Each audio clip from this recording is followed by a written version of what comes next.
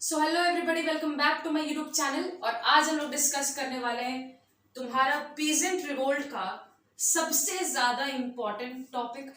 अगर इस चैप्टर से 8 मार्क्स का क्वेश्चन आता है और तुम्हारी मैम ने इसको पढ़ाया है तो ऐसा हो ही नहीं सकता कि मैम इसको इंपॉर्टेंट मार्क ना कराई हो।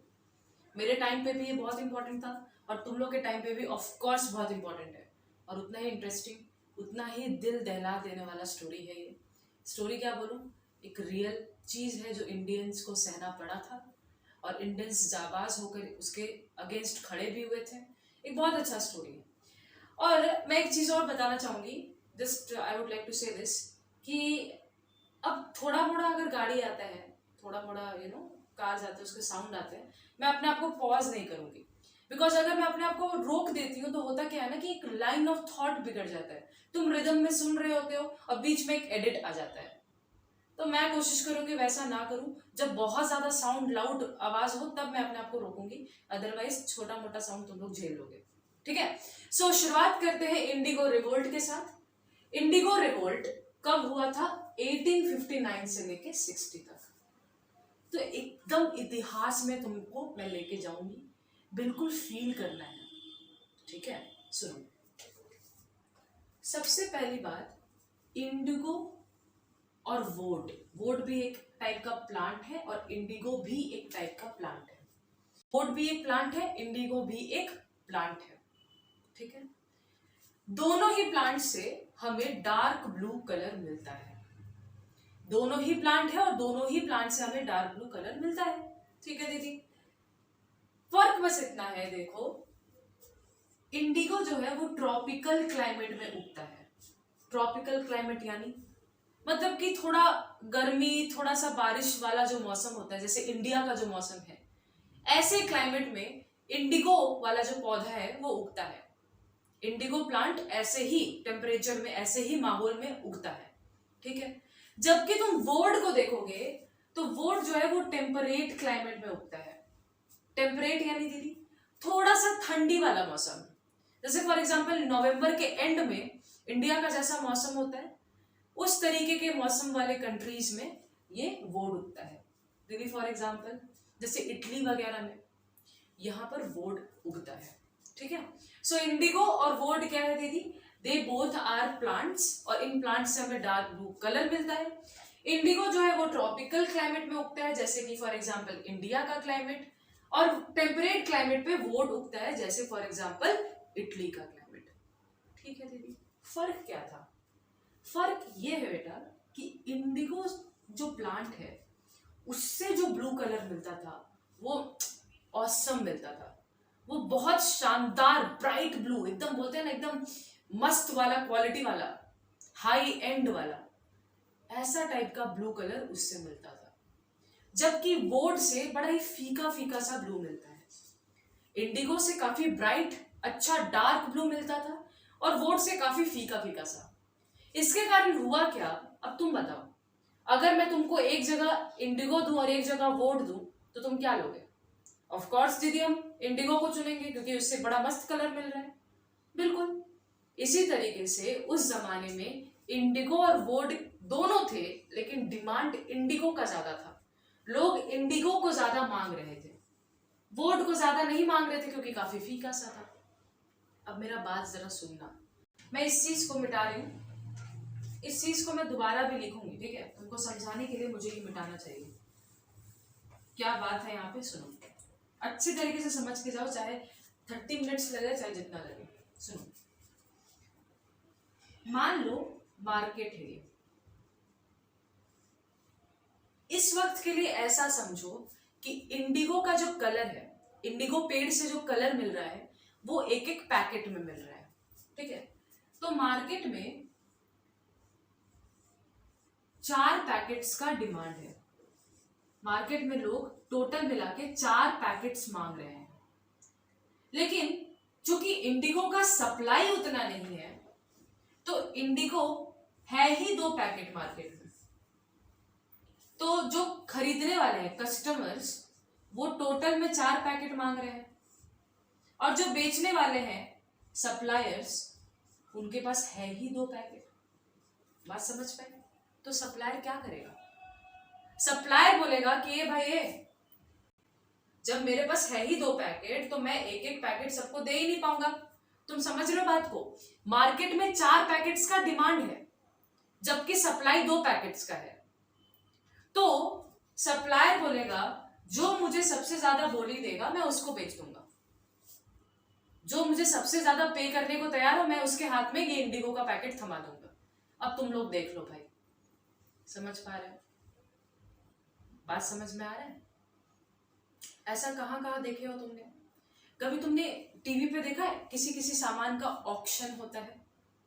ऑक्शन होता है ना, तो क्या होता है उसमें दीदी मान लीजिए एक एंटीक पीस है, मान लो एक एंटीक घड़ी है, 4 लोग खड़े होंगे, एक बोलेगा मैं 100 दूंगा, दूसरा बोलेगा मैं 200 दूंगा, तीसरा 400 दूंगा, चौथा 500 दूंगा। तो जो सबसे ज्यादा बोली लगाएगा उसको हम बेच देंगे। इसमें प्रॉफिट किसका है? इसमें प्रॉफिट सप्लायर का है। सप्लायर सोचेगा कि भाई मेरा ही अच्छा है। अगर सामान कम है और मार्केट में डिमांड इतना ज्यादा है तो मैं क्या करता हूं, मैं जो भी सबसे ज्यादा बोली लगाएगा उसको बेच दूंगा और मेरा तो भाई पॉकेट ही पॉकेट भरेगा। सोचो ना, वो एंटिक जो सामान था, वो एंटिक जो घड़ी था, मे बी उसका असली वैल्यू सिर्फ 100 रुपया हो, लेकिन बिडिंग करते करते 500 रुपया तक इंसान देने को तैयार है, तो प्रॉफिट तो बहुत ज्यादा होगा। बिल्कुल यही बात है। इसी तरीके से मार्केट में इंडिगो का डिमांड बहुत ज्यादा था, सप्लाई कम था। इंडिगो का डिमांड ज्यादा था, सप्लाई कम था, और प्रॉफिट तो लोगों को भर भर के हो रहा था।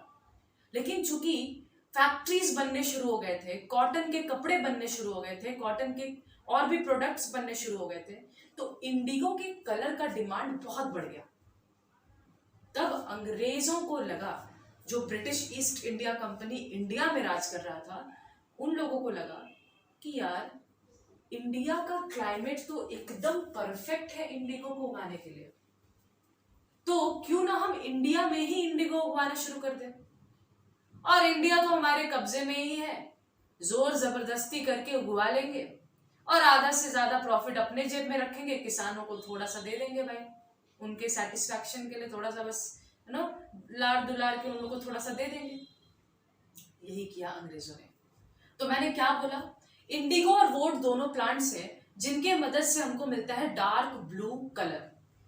ठीक है दीदी, इंडिगो बहुत अच्छा रंग देता है लेकिन वोट थोड़ा फीका फीका रंग देता है, इसलिए इंडिगो का डिमांड मार्केट में बहुत ज्यादा हो गया, लेकिन वोट का डिमांड मार्केट में उतना ज्यादा नहीं था। ठीक है, डिमांड ज्यादा होने से प्रॉफिट भी ज्यादा होता है। कैसे दीदी? मार्केट में जब ज्यादा डिमांड होगा और सप्लाई कम होगा तो हम जो सबसे ज्यादा देने को तैयार होगा उसको हम उस इंडिगो के पैकेट को दे देंगे भाई। लेकिन हुआ ये कि जो अंग्रेज जहां पे रहते थे वहां पे फैक्ट्रीज का डेवलपमेंट होने लग गया, यूरोप में फैक्ट्रीज वगैरह बनना शुरू हो गए, जल्दी जल्दी कॉटन के प्रोडक्ट्स बन रहे थे और डिमांड इंडिगो के कलर का, डार्क ब्लू कलर का बहुत ज्यादा था। इसलिए अंग्रेजों ने सोचा कि इंडिया में तो इसी तरीके का क्लाइमेट है, गर्म और बारिश वाला इलाका है इंडिया, और इंडिया पे हमारा कब्जा भी है, तो क्यों ना जोर जबरदस्ती करके इंडियन से ही हम इंडिगो उगवा लें और फिर आधा से ज्यादा प्रॉफिट को अपने जेब में रखें और थोड़े से प्रॉफिट में फार्मर्स को शांत कर दें। तो यही रीजन था कि अंग्रेज इंडिया के अंदर इंडिगो को उगवा रहे थे। बात समझ में आया बेटा? ठीक है, तो इंडिगो क्यों उगवा रहे थे ये लॉजिक मैंने तुम्हें समझा दिया। इंडिया का क्लाइमेट बहुत अच्छा था और यहाँ पे फार्मर्स के ऊपर कब्जा भी था इनका, तो आसानी से उगवा लेंगे, कोई फर्क नहीं पड़ेगा। ठीक है दीदी, 2 शब्द के बीच में डिफरेंस समझना, इंडिगो प्लांटर और इंडिगो कल्टीवेटर। इंडिगो प्लांटर कौन होता है दीदी? देखो, जो अंग्रेज के चमचे हैं उनको हम क्या कहते हैं? एजेंट्स।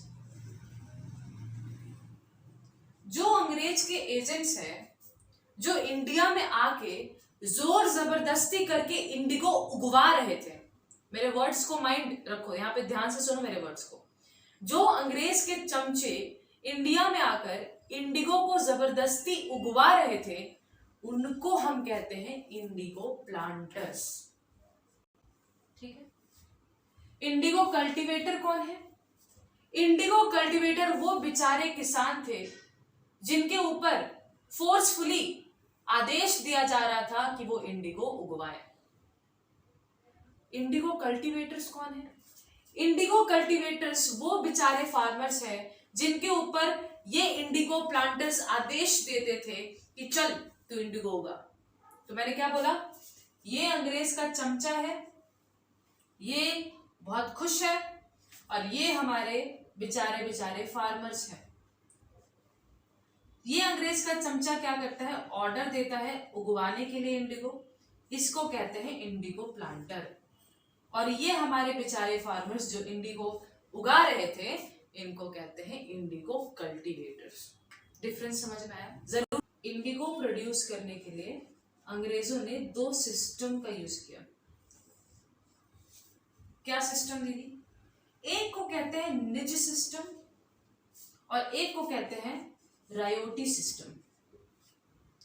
क्या है दीदी? रोटी नहीं है यहाँ, रेयोटी या रेयोटी जो भी है, ट या तो whatever you like to pronounce. निज क्या है? निज जो है ये हिंदी शब्द है बेटा। निज मेरा, बोलते हैं ना निज अधिकार है, मतलब मेरा अधिकार है। निज शब्द भी इसी हिंदी शब्द निज से आया है, जिसका मतलब होता है मेरा। क्या हो रहा था? कुछ इंडिगो प्लांटर्स आते थे, वो जमींदार से, जो लोकल जमींदार होते थे, जिनके हाथ में जमीन होता था, जो जमीन के मालिक होते थे, उनसे पैसा दे करके जमीन खरीद लेते थे। फ्री में नहीं, पैसा दे करके या कुछ भी दे करके जमीन खरीदा करते थे। और जमीन खरीद लेने के बाद इस जमीन पर कुछ लेबरर्स को, कुछ छोटे मोटे किसानों को लगवा के, खटवा के इंडिगो उगाते थे। ठीक है। तो निज सिस्टम में क्या था? निज वर्ड क्यों आया? क्योंकि ये जमीन खरीद के अपना बना लेते थे, अपना जमीन बनाते थे, और अपना जमीन बनाने के बाद ये किसानों को आदेश देते थे कि तुम इसमें इंडिगो उगाओ। इंडिगो जो उगता था उसमें से आधा प्रॉफिट ये अपने जेब में रखते थे, इनफैक्ट ज्यादा से ज्यादा प्रॉफिट अपने जेब में ये रखते थे, और थोड़ा बहुत प्रॉफिट फार्मर को दे देते थे। इस सिस्टम में प्रॉब्लम था, लेकिन प्रॉब्लम किसको था? प्लांटर्स को था। कैसे दीदी? तुम सोचो, जमीन खरीदने के लिए पैसा चाहिए, और जो इंसान पैसा हड़पना जानता है वो पैसा लगाना थोड़ी ना जानता है। अंग्रेज पैसा हड़पना जानते थे, पैसा लगाना उनको पसंद नहीं था। तो उनका पैसा बेफालतू का जा रहा है, तो वो उनको सबसे पहले प्रॉब्लम लगा। दूसरा, लेबरर्स भी उनको अरेंज करना पड़ेगा, इसमें उनको ज्यादा तकलीफ होगा ना। लेबरर्स ढूंढो, मगजमारी करो। थर्ड, अब सिर्फ लेबरर्स लगा देने से काम नहीं चलता है। जब खेती होता है तो उसमें हल चलाना पड़ता है, बैल का यूज होता है। पहले के जमाने की बात कर रहे हैं ना। तो बैल्स अरेंज करो, फिर उसके बाद हल का अरेंजमेंट करो। तो इंडिगो प्लांटर्स बोले भाई हमको बड़ा तकलीफ होता है इससे। एक तो निज सिस्टम बहुत ज्यादा प्रॉब्लमैटिक है हमारे लिए। किसके लिए? इंडिगो प्लांटर्स के लिए। इन्होंने कहा कि भाई हमको तो आराम से गद्दी में लेटना है, हम आदेश देते रहे, दूसरे लोग काम करें, हमको बस यही चाहिए, ये सब हमको नहीं चाहिए। तो इन्होंने क्या किया? रयोती सिस्टम लाया। पहली बात ये याद रखना, रयोत का मतलब, या रायट जो भी बोलते हो, इसका मतलब होता है फार्मर्स। ठीक है। अब सुनो, ये बहुत इंपॉर्टेंट है। ये हमारे बेचारे हैं फार्मर्स, और ये बड़ा खुश सा इंसान है प्लांटर, इंडिगो प्लांटर। ये इंडिगो प्लांटर इस फार्मर के साथ एक कॉन्ट्रैक्ट पे साइन कराता है, और इस कॉन्ट्रैक्ट को हम सत्ता कहते हैं। इस कॉन्ट्रैक्ट के हिसाब से जो जमीन है उसका 25% हिस्सा पे कंपलसरी है कि उसको इंडिगो उगाना पड़ेगा। तुम्हारे पास जमीन है, जमीन का 25% हिस्सा में तुम इंडिगो उगाओगे, तुमने कॉन्ट्रैक्ट पे साइन कर दिया।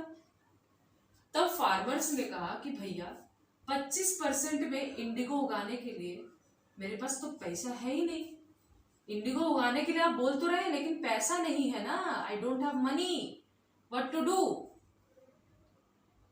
तब अंग्रेजों ने कहा चिंता क्यों करता है, मैं तुझे लोन देता हूं, ये ले, लोन ले ले मेरे से, इस लोन का इस्तेमाल करके तू इंडिगो उगा, फिर इंडिगो के पौधे जब बड़े हो जाएंगे, बड़े होने के बाद उसकी कटाई करने के बाद तू मार्केट में बेच आना। जब तू बेच आएगा तो जो प्रॉफिट मिलेगा तुझे, ऑफ कोर्स मैं अपना प्रॉफिट अपने पास रख लूंगा, फिर तुझे जो छोटा सा प्रॉफिट मिलेगा उससे तू अपना लोन क्लियर कर देना, ठीक है, ये प्रोसेस तेरा हो जाएगा। उसके बाद तू नया लोन ले लेना, फिर इंडिगो उगाना, फिर मार्केट में बेच देना, फिर जो प्रॉफिट आएगा उसमें से मैं अपना हिस्सा रखूंगा, तुझे थोड़ा सा दे दूंगा, उस थोड़े से प्रॉफिट में से तू लोन चुकता कर देना भाई, और ये तू करते रहना हमेशा। ये था इस कॉन्ट्रैक्ट का मतलब। वाह दीदी क्या जाल में फंसाया है। अभी तुमको ज्यादा क्लियर नहीं हुआ, अभी तुम देखो ना हुआ क्या। कॉन्ट्रैक्ट समझ में आया, 25% हिस्सा में कंपलसरी है कि तू बना, तू इंडिगो होगा, और फिर तेरे पास पैसा नहीं, कोई बात नहीं, हम तुझे सस्ते रेट पे लोन दे देते हैं, फिर तो तू उगा ही पाएगा, तो तेरे पास कोई एक्सक्यूज नहीं है ना। ऐसा कौन सोच रहा था, इंडिगो प्लांटर सोच रहे थे। जरा सुनना मेरी बात, एक एमसीक्यू बता देती हूँ या शॉर्ट आंसर। ये जो लोन दिया करते थे, क्यों दे रहे हैं, फ्री में दे रहे हैं क्या, ये लोन देते थे इंडिगो उगाने के लिए। तो ये जो लोन दिया जाता था इंडिगो उगाने के लिए, इसको हम कहते हैं ददान सिस्टम। ये जो लोन दिया जाता था इंडिगो उगाने के लिए, इसको हम कहते हैं ददान system. I am not really sure कि इसका प्रोनाउंसिएशन क्या है, दादन ददान, बट मैं ऐसे बोल रही हूँ, तुम लोगों को जो बोलना है, जो मैम सिखाई है वैसे बोल लो, ददान सिस्टम। तो ददान सिस्टम क्या था, ये जो लोन देने का जो एक तरीका था रयोती सिस्टम के अंदर, और फिर लोन दे के ये बार बार लोन देने का ये जो साइकिल चला रहे थे इस कॉन्ट्रैक्ट के हिसाब से, इसी को ददान सिस्टम कहते हैं। क्लियर हुआ?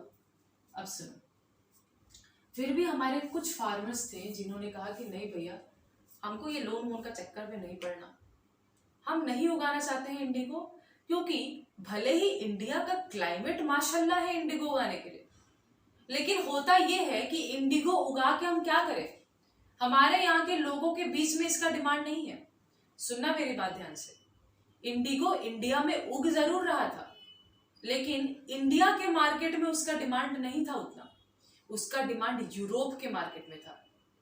तो अंग्रेज क्यों यहाँ पे उगवा रहे थे, क्योंकि फर्स्ट ऑफ ऑल क्लाइमेट अच्छा है, सेकंड जबरदस्ती उगवा सकते हैं क्योंकि कंट्रोल है, थर्ड यहाँ पे चूंकि कंट्रोल है तो सस्ते रेट में खरीद के लेके चले जाएंगे और वहां महंगे से महंगे रेट में बेच करके ज्यादा प्रॉफिट कमाएंगे। यही तो अंग्रेज का मोटिव था ना, इसी मोटिव से तो वो यहाँ पे इंडिगो कल्टीवेशन कर रहे थे। तो हुआ क्या कि हमारे फार्मर्स ने कहा कि देखिए इंडिगो उगाने के लिए जमीन चाहिए, और हमारे इंडिया का पॉपुलेशन इतना ज्यादा है, यहाँ पे हम कैसे हम इंडिगो उगाएं, इंडिगो उगाने के लिए जमीन नहीं है। तो अंग्रेजों ने कहा अच्छा जमीन नहीं है, रुक, और फार्मर्स के घर जलाने शुरू कर दिए। फार्मर्स के घरों को जलाया गया ताकि उस जमीन पे इंडिगो उगे। इस टाइप का क्रुएल्टी हुआ है, ठीक है, इस चीज को याद रखना। अब तो पहली बात तो फोर्सफुली उगाया जा रहा था, जब जगह का बात बोला गया तो जगह बनाने के लिए फार्मर्स के घर जलाए जा रहे हैं ताकि इंडिगो उगाने के लिए जगह मिल जाए। एक बहुत बड़ा प्रॉब्लम था इंडिगो के साथ कि मान लो तुम इस जमीन पे इंडिगो तो उगा दो और उसको काट पीट के बेचो, लेकिन इंडिगो उगाने के कारण ये सॉइल का क्वालिटी, मिट्टी का क्वालिटी बहुत नीचे गिर जाता है। उसके बाद अगर तुम इसी जगह पे कोई अनाज, कोई राइस, वीट ये सब उगाने का सोचोगे तो वो नहीं उग पाता क्योंकि सॉइल का क्वालिटी खराब हो गया। तो हमारे फार्मर्स ने कहा कि नहीं भैया, अगर हम लोग इंडिगो उगाएंगे तो हमारा सॉइल इनफर्टाइल हो जाएगा, क्वालिटी उसका गिर जाएगा, उसके बाद उस जगह पे हम लोग और कुछ नहीं उगा पाएंगे, तो लैंड बेकार हो जाएगा हम लोग का, इसलिए मत कीजिए ऐसा, क्योंकि ऐसा करने से हमारा देश का पॉपुलेशन खाएगा क्या। आप इंडिगो उगाने के लिए तो कह रहे हैं, उसके बाद इंडिगो उगाने के बाद ये जो जमीन बचा यहाँ पे तो हम कुछ नहीं उगा पाएंगे, तो हमारा बाकी खाने का सामान कहाँ से प्रोड्यूस होगा, हम नहीं करेंगे ये। लेकिन अंग्रेज सुनने वाले कहाँ थे। अरे फार्मर्स कैसे जाल में फंस गए, सुनो। इस कॉन्ट्रैक्ट के हिसाब से 25% जमीन पे तुम इंडिगो उगाओगे और जो भी इंडिगो उगा के बेच के प्रॉफिट आया उसमें से तुम प्लांटर्स को कुछ दे दोगे और कुछ अपने पास रखोगे और उस प्रॉफिट से लोन चुकता करोगे, फिर नया फ्रेश लोन लोगे और साइकिल कंटिन्यू होता रहेगा। प्रॉब्लम ये था बेटा, सुनो ध्यान से, हुआ ये कि इंडिगो उगा के मार्केट में बेचने के बाद प्रॉफिट इतना कम था कि आधा से ज्यादा तो प्लांटर्स लेके चले गए। अब जो थोड़ा सा प्रॉफिट बचा है उसमें से पेट के लिए कुछ पाले या लोन चुकाए, लोन नहीं चुक पाता था, तो ये लोन क्लियर नहीं हो पाता था और कॉन्ट्रैक्ट के हिसाब से तुमको नया फ्रेश लोन लेना है। अब जब पिछला लोन ही क्लियर नहीं है तो अगेन वही सेम बात, प्रॉफिट कम, ये लोन भी क्लियर नहीं हो पाया और इस तरीके से लोन लोन लोन लोन पूरा एकदम लोन का भंडार हो गया फार्मर्स के पास। पूरे के पूरे फार्मर्स हमारे जाल में फंस गए और अंग्रेज चाहते ही यही थे, जाल में फंसाना, क्योंकि उनका प्रॉफिट होता रहे और हमारे फार्मर्स मरते रहे, उनका क्या जाता है। इस सब को सहते सहते 1859 में दो भाई विष्णु चरण विश्वास और दिगंबर विश्वास, इन दोनों ने आवाज उठा ही दिया। कहाँ आवाज उठाया, वो जो है वो जगह इंपॉर्टेंट है, बच्चों को याद करने में डिफिकल्टी होता है, ये समझ में ही नहीं आता, जरा ध्यान से सुनो। क्या है? वेस्ट बंगाल में, आज का जो वेस्ट बंगाल है उस समय तो बंगाल था, वेस्ट बंगाल में एक जगह है नदिया। वेस्ट बंगाल में एक जगह है नदिया, नदिया में एक जगह है कृष्णा नगर। कृष्णा नगर, कृष्णा नगर में एक जगह है चौगाछा। चौगाछा, यहीं पे बेटा ये रिवोल्ट का शुरुआत हुआ था, इंडिगो रिवोल्ट का शुरुआत हुआ था। कब हुआ था? 1859 में। सो वेस्ट बंगाल के अंदर नदिया, नदिया के अंदर कृष्णा नगर और कृष्णा नगर के अंदर चौगाछा। इज दैट क्लियर बेटा? अब ध्यान से सुनो, ये तो ठीक है, मैं ये सब मिटा रही हूँ क्योंकि तुमको लेस कंफ्यूजन होगा अगर मैं मिटाते चलूं, है ना, तो इसको मैं मिटा रही हूं। अब ध्यान से मेरा बात को सुनना। इस रिवोल्ट में कुछ ऐसा चीज देखा गया जो और किसी रिवोल्ट में नहीं देखा गया था। ऑफ कोर्स ये किसानों की लड़ाई थी, तो ये एक पीजेंट रिवोल्ट था, पीजेंट मतलब किसान। लेकिन जितना भी अभी तक तुमने रिवोल्ट सुना है, पढ़ा है, क्या उसमें तुमने एक बार भी मिडिल क्लास का नाम सुना था? कभी सुना था कि जो पढ़े लिखे लोग थे उन्होंने सामने आके सपोर्ट किया? नहीं। लेकिन इंडिगो रिवोल्ट में ऐसा हुआ। इंडिगो रिवोल्ट में जो पढ़े लिखे बंगाली क्लास थे वो भी सामने आए और हमारे फार्मर्स का सपोर्ट करा। उसमें से नाम इंपॉर्टेंट है हरीश चंद्र मुखर्जी। अगर तुम देखते होगे तारक मेहता का उल्टा चश्मा, तो तुम जानते हो कि पोपटलाल क्या है, वो एक न्यूज़पेपर का एडिटर है ना। उसी तरीके से हरीश चंद्र मुखर्जी भी एक न्यूज़पेपर के एडिटर थे। उस न्यूज़पेपर का नाम भी पूछा जाता है और एडिटर का नाम भी पूछा जाता है हिंदू पैट्रियट। हिंदू पैट्रियट में इन्होंने बहुत सारी बातें लिखी इंडिगो रिवोल्ट के बारे में। आज के जमाने में तुम्हें किसी चीज के बारे में अगर सुनना है तो तुम न्यूज चैनल खोल लो, अपने सोशल मीडिया में चले जाओ, सुन लोगे, यूट्यूब में चले जाओ, सुन लोगे। लेकिन उस जमाने में ऐसा कुछ नहीं था। उस जमाने में न्यूज़पेपर ही मेन माध्यम था जिसके जरिए लोगों तक बातें फैल सकती थी। हरीश चंद्र मुखर्जी ने बहुत इंपॉर्टेंट रोल निभाया, बहुत ही पढ़े लिखे इंसान थे। उन्होंने हिंदू पैट्रियट के अंदर बहुत सारी बातें लिखी इंडिगो रिवोल्ट से रिलेटेड। सेकंड, शिशिर कुमार घोष, ये भी एक एडिटर है। कौन से न्यूज़पेपर के? अमृता बाजार पत्रिका। अमृता बाजार पत्रिका के एडिटर हैं शिशिर कुमार घोष और इन्होंने भी बेटा बहुत योगदान दिया है, बहुत सारी बातें लिखी हैं इंडिगो रिवोल्ट के बारे में, जिसे सुन सुनकर हमारे नॉर्मल जो ऑर्डिनरी लोग थे उनका भी खून खौल गया था कि अंग्रेज कितना टॉर्चर कर रहे हैं हमारे किसानों को। Last but most important, Dinabandhu Mitra, Bengali में तो मित्रों बोलेंगे, हिंदी में मित्रा। दीनबंधु मित्रा, उन्होंने एक नाटक लिखा था। दीनबंधु मित्रा ने एक नाटक लिखा था, उस नाटक का नाम है नील दर्पण। नील शब्द इंडिगो के लिए यूज किया गया है क्योंकि इंडिगो से नीला रंग मिलता था। और दर्पण का मतलब होता है शीशा, आईना। उन्होंने एक नाटक लिखा था, तुम मुझे कमेंट सेक्शन में बताओ कि ये नाटक किस भाषा में लिखा गया था। तो दीनबंधु मित्रा ने एक प्ले यानी नाटक लिखा था जिसका नाम है नील दर्पण। तुमको पता है, इस प्ले को देख के, इस नाटक को देख के, जब हमारे किसान बैठ के इस नाटक को देख रहे थे तो ऐसा लगा कि ये कोई नाटक नहीं, ये हमारा रियलिटी है। किसान रो पड़े, उन्होंने कहा ये नाटक नहीं चल रहा हमारे सामने, ये हमारा रियलिटी है। नील दर्पण के अंदर जो जो हो रहा था पूरी तरीके से दीनबंधु मित्रों ने लिख दिया। समझ में आ रहा है? फिर हम चाहते थे कि इस चीज को, तुम मुझे बताओ कि ओरिजिनली किस भाषा में लिखे थे इन्होंने, और इसी चीज को इंग्लिश में ट्रांसलेट किया ताकि और लोगों तक फैले। इंग्लिश में ट्रांसलेट किया हमारे मधुसूदन गुप्ता ने। इंग्लिश में ट्रांसलेट किया तो नाम भी इंग्लिश रख दिया इसका। नील के लिए इंडिगो शब्द का यूज किया उन्होंने और दर्पण के लिए मिरर शब्द का यूज किया। तो मधुसूदन गुप्ता ने इसी नाटक को इंग्लिश में ट्रांसलेट किया ताकि ज्यादा से ज्यादा लोग तक पहुंच पाए। लेकिन ट्रांसलेशन वो कर पाए, पब्लिशिंग, छापने का काम एक अंग्रेज ने किया जिनका नाम है रेवरेंड लॉन्ग। तो दीनबंधु मित्रा ने लिखा था नाटक नील दर्पण, जिसको इंग्लिश में ट्रांसलेट किया मधुसूदन गुप्ता ने। लेकिन ट्रांसलेशन भले उन्होंने किया, लेकिन पब्लिश किसने किया है? रेवरेंड लॉन्ग ने। क्लियर रहेगा? याद रहेगा? याद रहना चाहिए। ठीक है, ठीक है दीदी, इतना सब कुछ हुआ, इसका रिजल्ट क्या निकल के आया? रिजल्ट जरा ध्यान से सुनो। अंग्रेजों के नाक में दम हो चुका था। अंग्रेजों ने कहा, एक्चुअल में रिवोल्ट में तुमको पता है, जो दिगंबर विश्वास और विष्णु चरण विश्वास थे, उन्होंने जो आवाज उठाया, लीडरशिप दिया हमारे फार्मर्स को, क्या किया उन्होंने? अंग्रेजी ऑफिसर्स के बिल्डिंग्स, उनके जितने भी कागज पत्तर जितने थे, जहां पे उन्होंने सत्ता पे साइन करके रखा था, कॉन्ट्रैक्ट्स हुआ था, उन सबको जला डाला कि ना रहेगा बांस ना बजेगी बांसुरी। कॉन्ट्रैक्ट रहेगा ही नहीं तो ये अंग्रेज आके हमारे ऊपर क्या कुछ दबदबा दिखाएंगे।